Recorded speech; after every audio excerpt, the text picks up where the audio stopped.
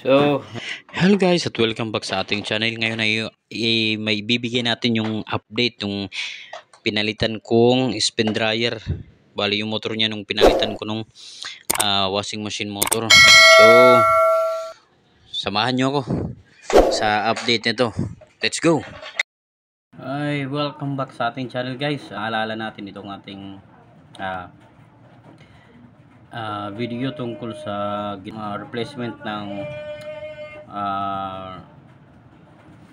motor ng dryer. Pinalitan natin ng lumang motor ng washing machine. So ngayon, makita nyo yung last upload ko nung inayos ko yon hanggang ngayon na sa pag-upload ko nito, yun yung tagal niya, itinagal niya. Araw-araw siyang ginagamit. So i-update ko na muna kung anong kalagayan niya ngayon para makita natin kung worth it ba ang ating ginawa or mas magandang hindi na lang inayos. Okay, so stay tuned guys, puntahan natin guys, let's go. So andito guys sa harap natin itong inayos natin na spin dryer na pinalitan natin ng washing machine motor. Ito yun. Bale, yung nangyari dito, may modification pang nangyari.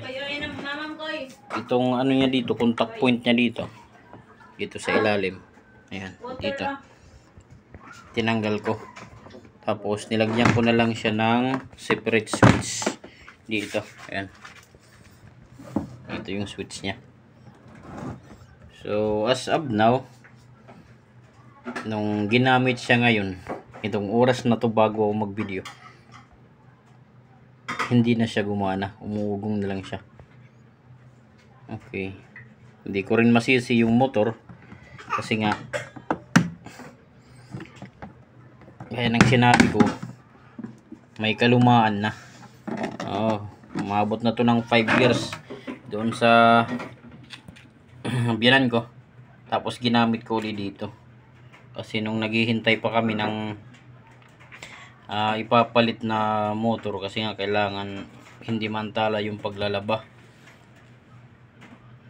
Okay, so pinalitan ko na muna nito hanggang sa hindi ko na muna siya tinanggal para palitan ng tunay na motor na pang spin dryer, kasi nga sayang din naman yung pagod ko pagpapalitan ko lang ulit. Ayan, so this time hindi na talaga siya umandar, umuugong na lang.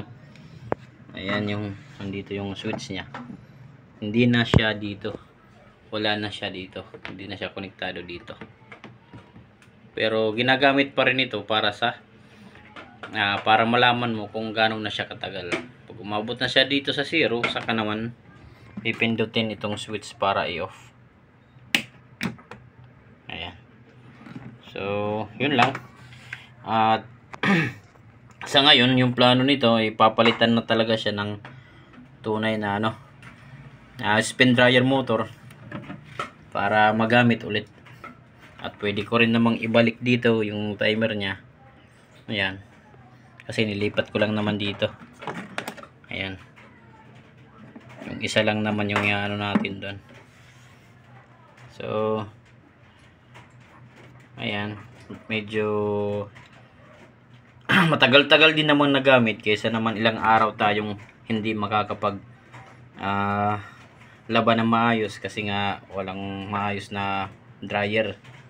So nagamit din naman siya kahit ilang taon na to doon na ginagamit nila bilang washing machine motor, at naggumawa na lang tayo ng ilang simpleng modification na medyo nakakapagod din.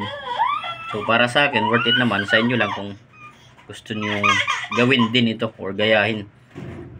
Pero kung kaya nyo namang wag na lang kasi nga meron na kayong nabili na replacement na motor, pwede naman din. Okay, kaysa naman magpagod pa ng ganitong klaseng pagod. Kung may kalumaan na din yung motor, papalya din pag kalaunan na. So ito, medyo nag-double ako ngayon. nag double job. So ayan, update ko lang para alam niyo kung gaano yung duration na itinagal itong 5 years na washing machine motor. Okay, kasi doon hindi na gumagana doon yung washing machine nila kasi siguro yung mga wire doon mga nginat-ngat na ng daga. Kasi ang daming basura sa loob ng washing machine nila nung kinuha ko to. Ayaw mandar doon, dito at least na paandar. Okay, ngayon parang wala na akong planong ayusin to. Papalitan na lang ng tunay na universal na ano lang, spin dryer motor.